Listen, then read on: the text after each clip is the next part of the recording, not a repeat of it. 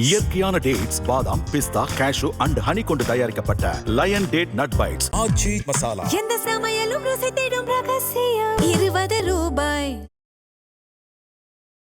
முதல ராசிக்காரங்களுக்கு இந்த தமிழ் புத்தாண்டு எப்படி இருக்கும்? நல்ல காரியம் தடைப்பட்டதெல்லாம் நடக்கும். வார்த்தைகளை கொஞ்சம் கவனமாக பார்த்துக்கணும். தொழில் ரீதியாக பெரிய முடிவுகள் எடுத்துட்டு பெரியவங்களோட கலந்து ஆலோசிக்கணும். மரண பயம் போகிறனாலே மிதனத்துக்கு ரொம்ப பயம். ஒரு ஹார்ட் அட்டாக் வருமோ, அது வருமோ, சத்துருவோமோ. தெய்வீக வழிபாடு அதிகமாக செய்யக்கூடிய ராசியில் மிதனம் வரும். தொழில் இல்லை, உத்தியோகம் இல்லை, வியாபாரம் இல்லை, படிப்பு இல்லை, படிப்பு தடையாச்சு, இது தடையாச்சு, அது தடையாச்சுன்றவங்கெல்லாம். அதே சமயம் மிதனம் ஜவாப் ஜாமீன் மட்டும் கூடாது. ஃபோனில் பேசுகிறச்ச கூட கொஞ்சம் கவனமாக இருக்கணும். குருபலமே இல்லைன்னு நிறைய பேர் சொன்னாலும் 2ஆம் இடத்தில் கடகத்தில் குரு உச்சம் பெற்று இருக்கிறதுனால குடும்பத்தில் நிறைய நல்ல விஷயங்கள் நடக்கும். ஐபிசி பக்திநேயர்கள் அனைவருக்கும் அன்பு வணக்கம். இன்னைக்கு நம்ம கூட 2026 தமிழ் புத்தாண்டு பலன்களை பகிர்ந்து கொள்வதற்காக நம்ம எல்லாரின் மனதிற்கும் மிகவும் பிடித்த ஒரு ஜோதிடர், யதார்த்த ஜோதிடர் ஷெல்வி சார் நம்ம கூட இணைந்திருக்கிறார்கள். சார் வணக்கம் சார். நமஸ்காரம். எப்படி இருக்கீங்க? நல்லா இருக்கேன் சார். 2026 தமிழ் புத்தாண்டு மக்கள் எல்லாருமே ரொம்ப ஆவலோடு எதிர்பார்த்து காத்துட்டு இருக்காங்க. இந்த புத்தாண்டு பொதுவாக எப்படி அமைய போகுது சார்? தமிழ் புத்தாண்டுகள் நம்ம முன்னோர்கள் கணிச்சு வச்சுருக்கிறது எப்படின்னா, பிரபவன்ன்றது ஆரம்பித்து அது 1வது, அதுலேருந்து அக்ஷயன்றது 60வது. இப்போ நம்ம பேசின்னு இருக்கிறது விஸ்வாவசு 39வது. இப்போ வரப்போகிறது ஏப்ரல் 14ஆம் தேதியிலேருந்து பரபவ 40வது. இந்த பரபவ முடிஞ்ச பிளவங்கன்னு வரும், அது 41வது. இப்படி 60 வருஷமாக நம்மளுடைய சித்திரை 1ஆம் தேதியிலேருந்து முடித்து பங்குனியோடு முடிக்கிறாங்க. சித்திரை 1 தான் தமிழ் புத்தாண்டாக நம்ம முன்னோர்கள், அதாவது சூரியன் மேஷத்துக்கு வருவது. மற்றபடி நிறைய பஞ்சாங்கங்கள் மாற்றங்கள் உண்டு. ஆனால் நம்மளுடைய தமிழ் பஞ்சாங்கங்கள் சூரியனை மையப்படுத்தி சூரியன் முதல் ராசியான மேஷத்துக்கு வருவது, அந்த வரக்கூடிய அந்த மேஷத்துக்கு என்றைக்கு சூரியன் உள்ளே நுழைகிறாரோ அதன் பேர் தான் சூரிய ரவி என்று சொல்வார். அந்த சூரிய ரவி என்பது, ரவி என்றால் சூரியன், மேஷத்தில் வரக்கூடிய அந்த கால் வைக்கக்கூடிய அந்த டிகிரியிலிருந்து நம்மளுடைய தமிழ் புத்தாண்டு கணக்கு. அதுபடி பார்த்திங்கன்னா காலையில் ஏப்ரல் 14 காலையில் 8:42 தான் சூரியன் மேஷத்துக்கு வரார். அதனுடைய வாக்கியத்தின்படி அதுதான் பஞ்சாங்கத்தினுடைய குறிப்பு. ஸோ ஒரு வருஷம் பரபவன்றது ஒரு 60 வருடத்திற்கும் 60 பாடல்கள் உண்டு, வெண்பாக்கள். அந்த வருஷத்தினுடைய அந்த இதை சுருக்கி கொடுத்துருப்பார்.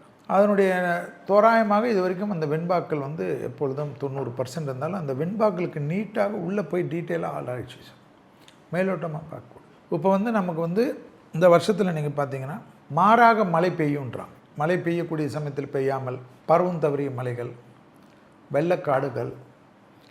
இப்போ பார்த்திங்கன்னா ஏற்கனவே ஈரானு, அபுதாபி எல்லாம் ஒரே சோகத்தில் இருக்குது. அங்கே வேறு வெள்ள அடி, பாலைவனத்தில் வெள்ளங்கள். இப்போ பெங்களூரில் ஆலங்கட்டி மழை பெய்யுறது, சென்னையில் தமிழ்நாட்டில் ஆலங்கட்டி மழை பெய்யுறது. இயற்கையெல்லாம் மாற்றங்கள் ஏற்படும்.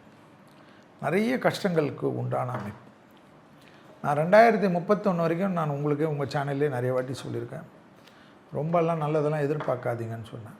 அதில் இப்போ சூரியன் இருந்தாலும் நம்ம சனி எங்கே இருக்கார், இப்போ குரு பயிற்சி அடுத்தது மிதுனத்தில் இருக்கக்கூடிய குரு கடகத்தில் உச்சம் பெற்று சனியை பார்த்ததுனால் குரு பார்வையால் வரக்கூடிய ராசிகள் இப்படி மற்றதெல்லாம் அதெல்லாம் வச்சு தான் இந்த தமிழ் புத்தாண்டு. ஏதோ தமிழ் புத்தாண்டுன்னா மேஷத்தில் சூரியன் வரான்னு அதை வச்சு நம்ம சொல்கிறது. ஆக்சுவலாக மந்திரி செவ்வாயாக உள்ளார்.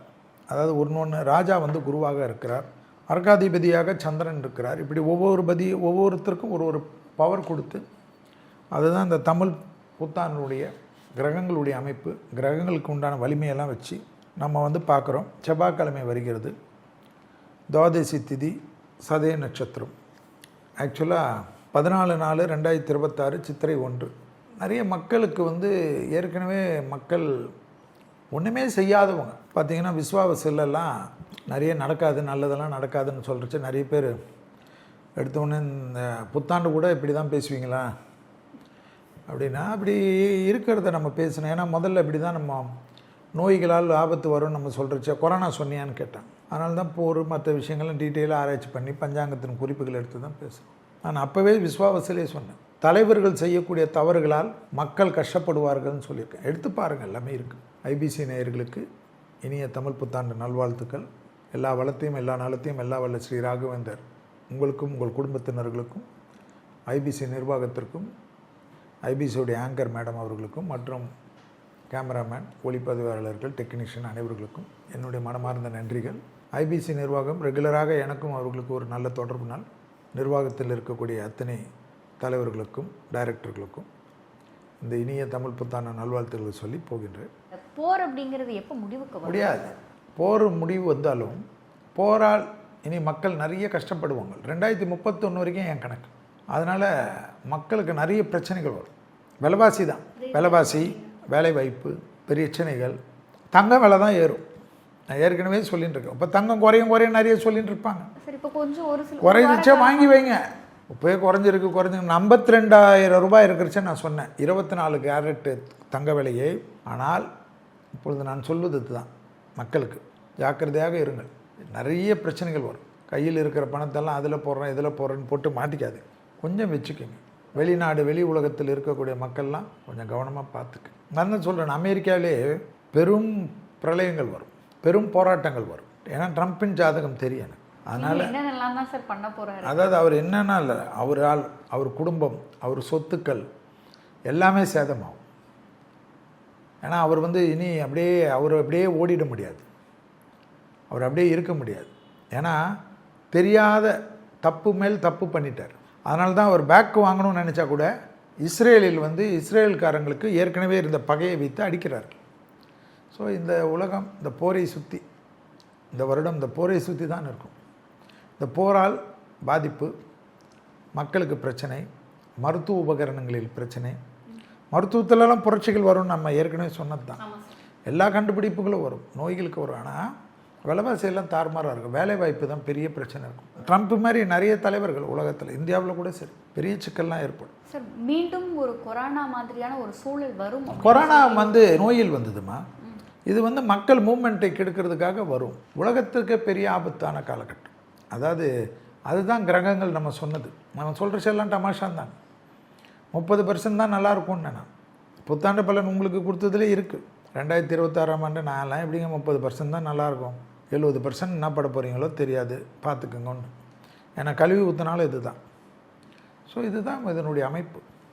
ஸோ இந்த போரால் ஏற்பட்ட பாதிப்புகள்லாம் இந்த பரப வருடத்தில், இதனுடைய பிளவுங்க வருடத்தில் இப்போ குரு உச்சமாகுது.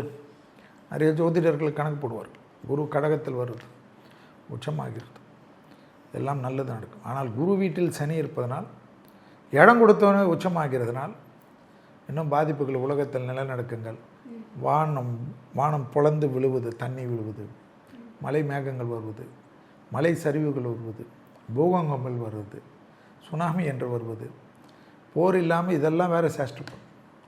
ஸோ இதெல்லாம் நடக்கும். விவசாயத்தில் மாற்றி மாற்றி நடக்கிறது. அது செழிக்கும் இது செழிக்கும், எல்லாம் கரெக்டு தான். எல்லாம் செழித்தாலும் வச்சு தாங்க முடியாது. ஆனால் நிறைய விஷயங்கள் நடக்கும். விவசாயத்திலலாம் பெரிய புரட்சிகள், அதெல்லாம் நல்லது நடக்கும். அதெல்லாம் நடக்கிறச்ச பார்த்துக்கலாம். இந்த 2026 தமிழ் புத்தாண்டு காலம் அப்படிங்கிறது உலக பொருளாதாரத்திலையும் தனிநபர் பொருளாதாரத்தையும் மோசமாக இருக்கும். ரொம்ப மோசமாக இருக்கும். நிறைய பிரச்சனை இருக்கும், நிறைய விஷயங்கள் இருக்கும். சாப்பாடு பிரச்சனைலாம் வரும். நிறைய பேருக்கு நீங்கள்லாம் நம்ம சாப்பிட்றது 3 வேளை சாப்பிட்டது 4 வேளை சாப்பிட்டது, இந்த ஹோட்டலுக்கெல்லாம் தான் நிறைய பிரச்சனை வரும். அதாவது பெரிய லக்ஸரியாக இருந்தவர் சில நாடுகள் மட்டும் இருக்கும். அந்த வளர்ந்த நாடுகள், இப்போ துபாய் இருந்தது, துபாயே நிறைய இப்போது அப்படி ஒரு சொர்க்க பூமியாக இருக்கும். எனக்கெல்லாம் பிடித்த ஊர் இது. ஆனால் மனிதனுடைய சுயநலத்தாலே அழிஞ்சுது. இப்போ யாரால் அழிஞ்சுது? ஈரானை அடித்த உடனே ஓகே நீ அமெரிக்காவுக்கு பேஸ் கொடுக்குறியா, ஒன்று அடிக்கிறேன்னு சொல்லிட்டு அடித்தார்கள். எல்லாம் சரி பண்ணலாம். துபாய் இருக்கிறதுல அடி வாங்கினதில் நிறைய சீக்கிரம் ரெடி ஆகணும், துபாய் தான் ரெடி ஆகும். ஆனால் அந்த ரெடி ஆகிற அந்த பீரியட் வரைக்கும் கஷ்டங்கள் அனுபவிக்கணும். பயந்து போய் எல்லா வேலையாட்களும் வெளியூருக்கு போயிடுவாங்கள்ல, அவங்களாம் வரணும்ல, அவங்களாம் வரணும், அவங்களாம் திருப்பி செட்டில் ஆகணும். ஐயோ பயத்தில் எதுக்குப்பா இது மாதிரி பயந்து ஓடணும், கஞ்சி ரசம் குடித்தாலும் அவன் அந்த ஊரில் நல்லா இருக்கலாம்னு யோசிக்கலாம்ல. இதெல்லாம் பார்க்கணும். இப்போ ஊரடங்கு மாதிரியான காலகட்டம் அப்படிங்கிறது வர வாய்ப்பு. அதான் நம்மளோட பிரதமரே சொல்லியிருக்கார் இல்லைங்களா, பிரதமரே சொல்லணும், அதை யோசிக்கணும். ஒரு பிரதம மந்திரி திட்டமிட்டாமல் செய்வார்கள். இந்த உலகத்தில் ஊரடங்குன்றது தான். இந்த ரேஷன் பொருள்கள், ration, petroleum ration, gas ration, cylinder ration. சந்தோஷமாக நம்ம போய் டீ குடிக்க முடியாது, தோசை போய் சாப்பிட முடியாது. தோசை போட்டால் அந்த கல் சூடப்பட்டுக்கினே இருக்கணும். ஆனால் அதுக்கெல்லாம் மாற்று வரும். இப்போ இது வந்துச்சு கேஸு, ஸோ எலக்ட்ரிக்கல் எல்லாமே கண்டுபிடிப்பார்கள். அடுத்தது எளிய முறையில் நிறைய கண்டுபிடித்திருக்கார்கள். கோயம்புத்தூர்லலாம் நிறைய பேர் இதுக்குன்னு இறங்கி வேலை செய்கிறார்கள். ஸோ இனிமேல் இந்த சூரிய மின்சாரம், இந்த இயற்கை மின்சாரம், இதுக்கெல்லாம் நிறைய டிமாண்ட் ஆரம்பிச்சிடும்.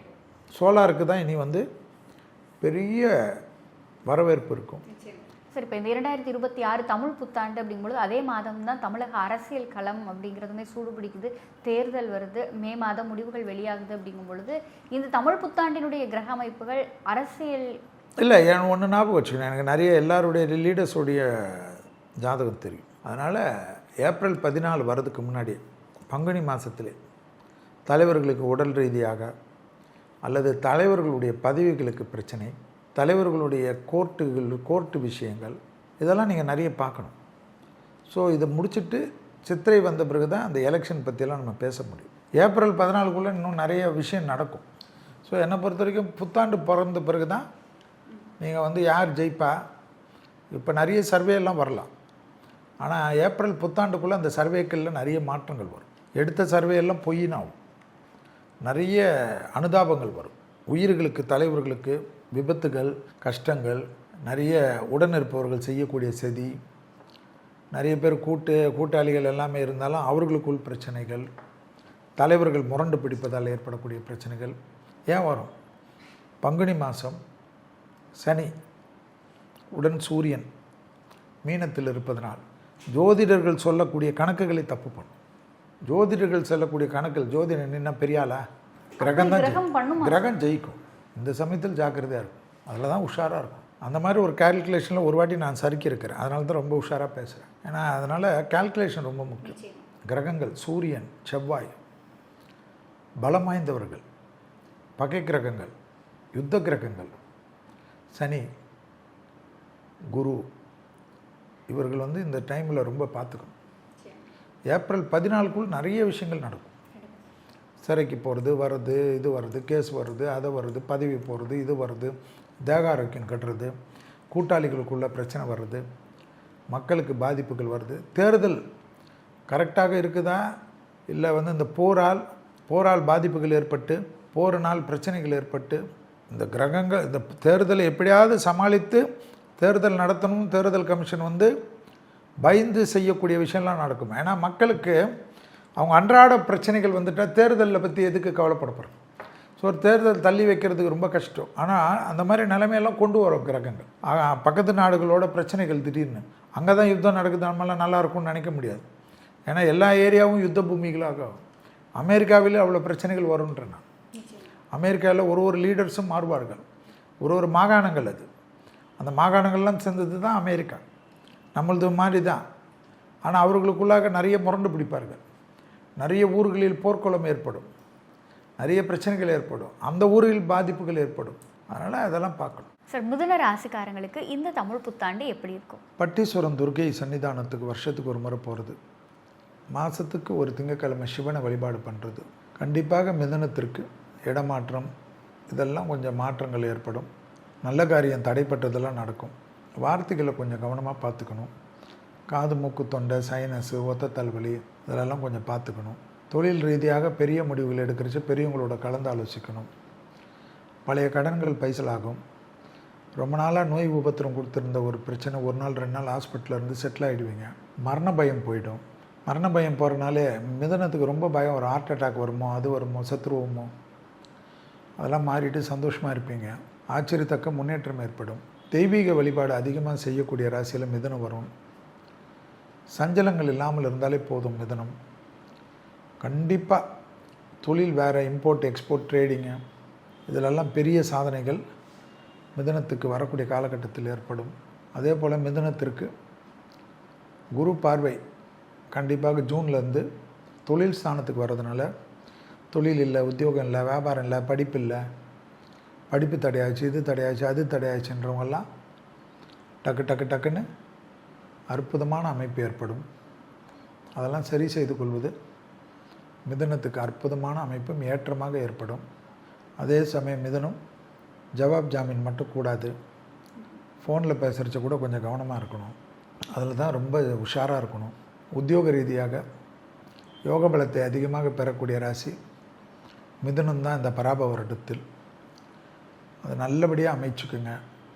எதிரிகளை வெல்வது, கேஸில் வெல்வது, வழக்குகளில் வெல்வது, ரொம்ப பகையாக இருந்தவங்கெல்லாம் ஒன்றா வருது. குருபலமே இல்லைன்னு நிறைய பேர் சொன்னாலும் 2ஆம் இடத்தில் கடகத்தில் குரு உச்சம் பெற்று இருக்கிறதுனால குடும்பத்தில் நிறைய நல்ல விஷயங்கள் நடக்கும். குடும்பத்தில் மட்டும் அந்நியர் தலையீடு, பிறர் குடும்ப விஷயத்தில் உங்களுடைய தலையீடு மட்டும் கூடாது. பூமேவு ஷண்முக விலாசமும் மீராறு புருவமும் கிரீடமுடியும் பொட்டுணுதலும் கனக குண்டலமும் அருள் மாறி பொழியும் ஈராறு விழியும் மாமேவு செம்பவள வாய்மந்த காசமும் மாலையணியும் கழுத்தும் வாகு கேயூரமும் ஈராறு புயமும் கையும் வடிவேலும் அபயகரமும். இயற்கையான டேட்ஸ், பாதாம், பிஸ்தா, கேஷு அண்ட் ஹனி கொண்டு தயாரிக்கப்பட்ட லயன் டேட் நட் பைட்ஸ் ஆச்சி மசாலா. எந்த சமையலும் ருசி தேடும் ரகசியம்.